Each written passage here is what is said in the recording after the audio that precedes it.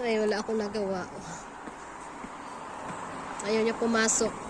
45 minutes kami sa sa kinder. Ay, ayaw niya talaga. So, inuwi ko. Was is this? Yan.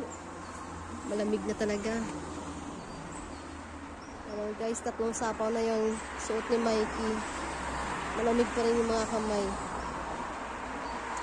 I think something wrong with Mikey. Guys, nasisimula na yung yung mga kulay ng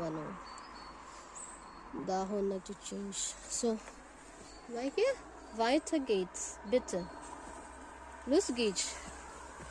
So, dito kami sa shortcut instead doon sa may bus stop. Doon sa 155 steps. Kasi dito, shortcut sa amin. Ayan.